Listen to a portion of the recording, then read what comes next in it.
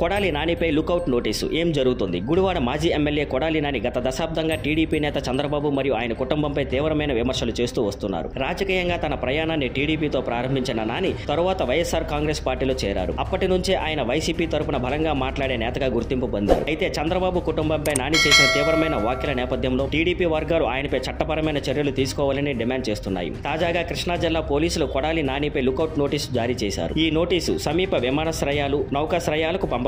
ఇది చాలా జరగడానికి కారణం నాని వైద్య చికిత్స కోసం అమెరికా వెళ్లే యత్నం చేస్తున్నారనే సమాచారం. ఇటీవల ఆయన ముంబైలో గుండె శస్త్రచికిత్స కోసం వెళ్లి తిరిగి వచ్చారు. ప్రస్తుతం విశ్రాంతి తీసుకుంటున్నారు. కానీ ఈ పరిస్థితుల్లో అమెరికా వెళ్లే ప్రయత్నం చేస్తున్నారన్న వార్తలు రావడంతో అన్ని కేసుల్లో విచారణ ఎదుర్కొనకుండా తప్పించుకోకూడదన్న ఉద్దేశంతో పోలీసులు ముందస్తుగా చర్యలు తీసుకున్నారు. ఇప్పుడు ప్రశ్న, నాని వాస్తవంగా అమెరికా వెళ్లే ప్రయత్నం చేస్తున్నారా లేక వైద్య కారణాలేనా? ఏదైనా అయితే ఆయనపై ఉన్న కేసులు దృష్ట్యా లుకౌట్ నోటీసుతో ప్రయాణాలు కష్టమే అనే అభిప్రాయం వ్యక్తమవుతుంది. Thank you for watching. Please like, share and subscribe.